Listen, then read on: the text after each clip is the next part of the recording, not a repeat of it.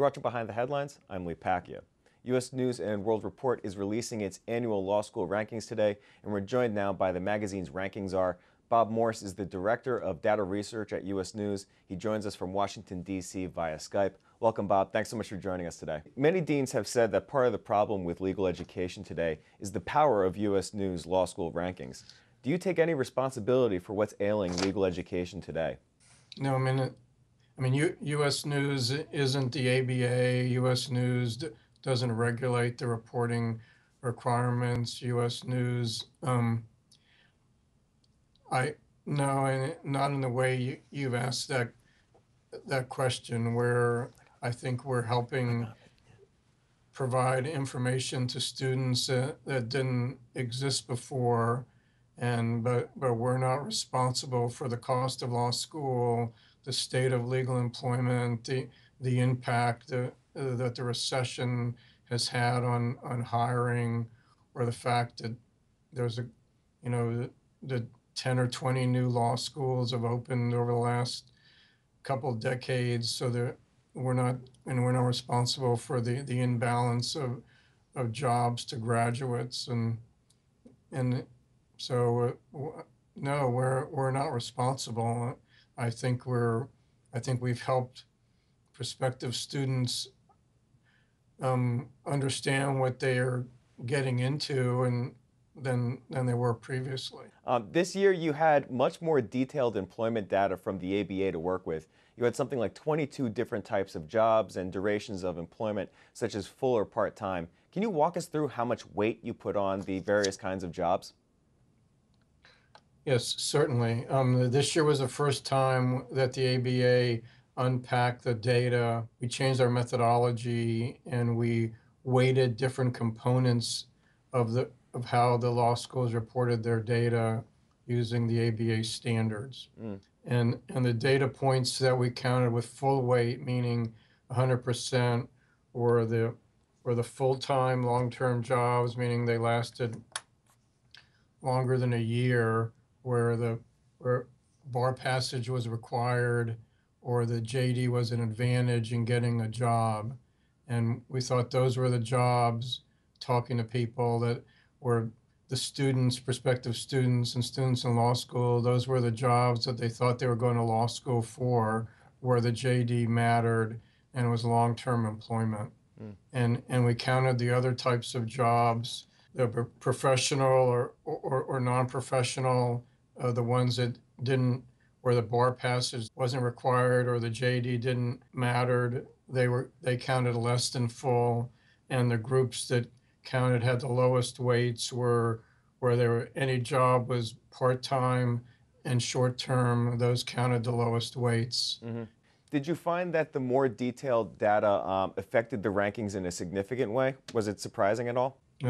It definitely affected the ranking. It generally speaking, the schools at the top of the ranking remained relatively unchanged, or there were very small changes, meaning schools in the top 25% of the rankings, and schools at the bottom of the rankings stayed at the bottom. So there were some significant movements in the middle, meaning schools ranked 50 to 150 with some exceptions.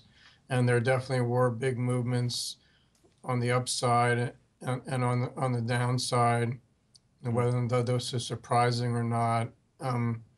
And to some degree, even though this is a generality, there were gainers on the Midwest and South, so the middle of the country, and some of the schools that had some of the bigger declines were in the East Coast and the West Coast. Whether or not that's surprising, I think that the way the new job data, it may have been the old job data was probably masking the fact that some of the schools didn't have as large of a portion going into the full-time, long-term JD jobs, and that they had, and this new data sort of unmasked that.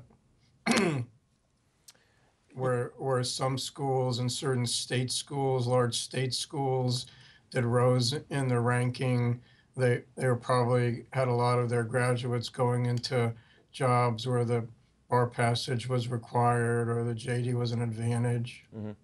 You've said that you weighted the kinds of jobs and their duration in your rankings, but you won't disclose what those weights are. Why is that? Well, we are disclosing the ones that count 100%. We decided not to disclose all the subweights of the other factors be, because we're concerned about, you know, potentially schools gaming the reporting of the results. How so?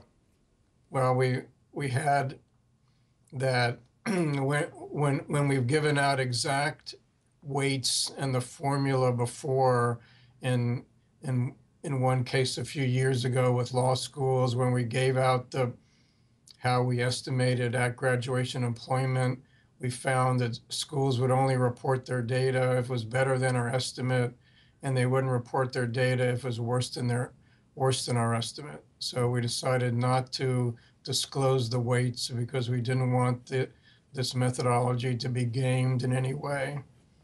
What happens to data where law schools are employing their graduates after they leave the institution? Were those jobs taken out of the survey, or were they allowed to stay in and be part of the factor affecting the rankings? They were allowed to stay in. They stayed in the rankings, and we used them how the law schools reported them in the different areas of reporting, depending on how they reported them in the individual subsection. The law school employed or school funded jobs are not broken out as granular. The ABA doesn't require, at least currently, for them to be broken out as granular as the other subsections. So you didn't know where they fell exactly. So we're hoping that the ABA will require or consider more detailed reporting of these jobs, so they're just as unpacked as the other subsections, which they are now. Right. I mean, as it stands currently, schools are strongly incentivized to employ their own students after graduation. Would you say that's a fair assessment? Well, I'm not an expert in how those schools are counting those. I mean, are they? I'm just posing them as a question. Or are they counting them full-time, long-term jobs where the JD is required and the student has to pass the bar, and then they're counting them as lasting more than a year?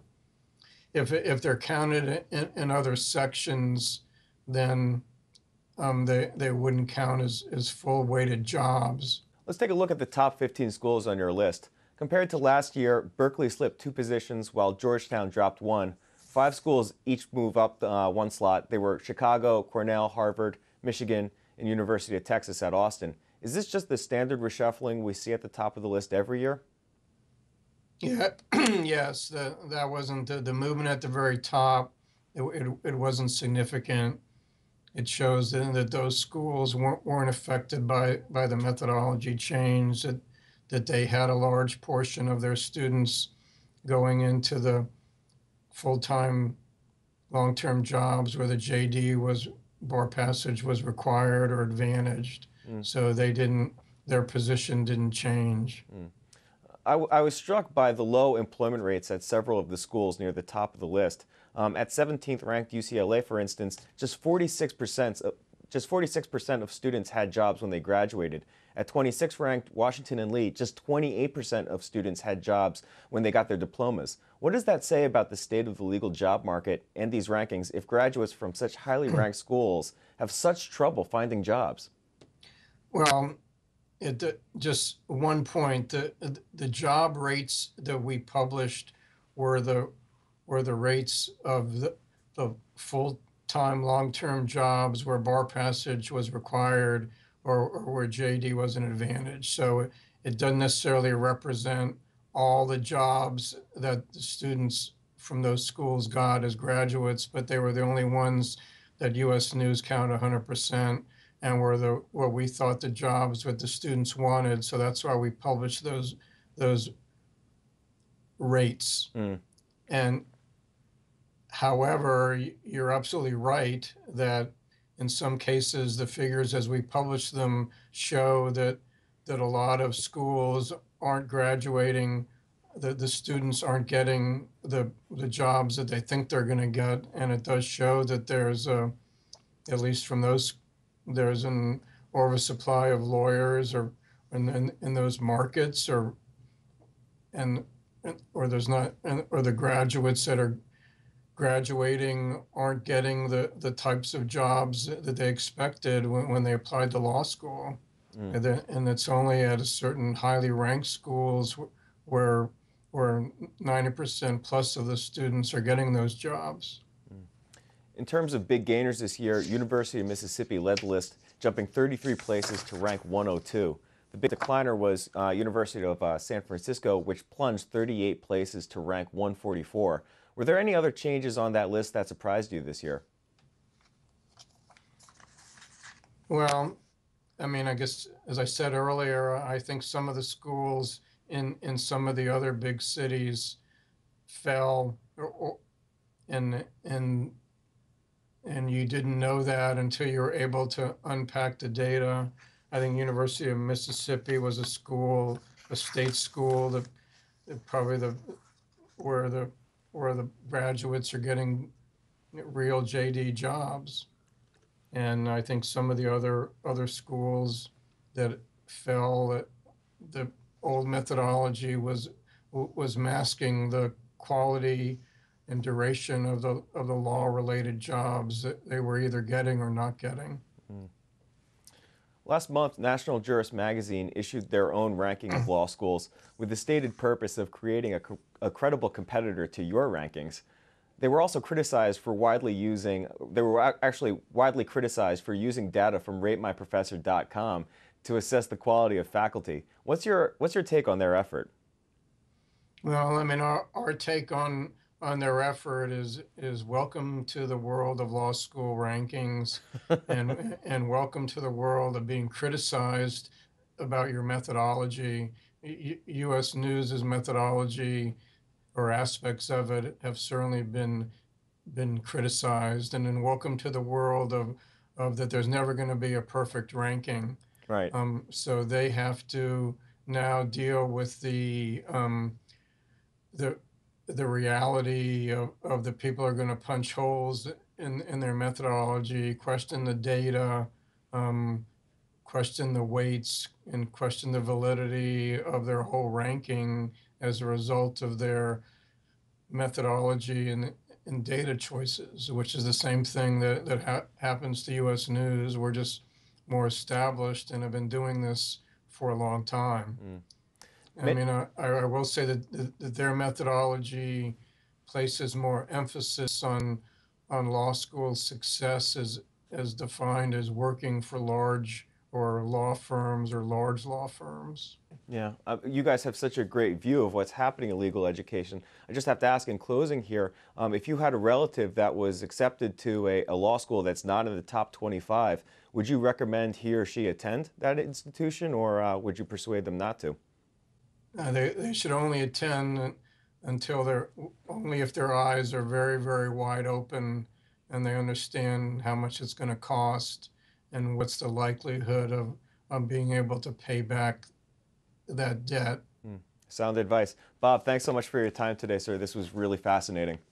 Okay, well, thank you for your very good questions. Thank you very much. That's Bob Morse, Director of Data Research at U.S. News and World Report. If you'd like to learn more about the cases and issues we talked about today, be sure to go check out our offerings on BloombergLaw.com and also on the Bloomberg Terminal. You can see more of our videos on YouTube, and you can follow our updates on Twitter. I'm Pacchia. Thanks for watching.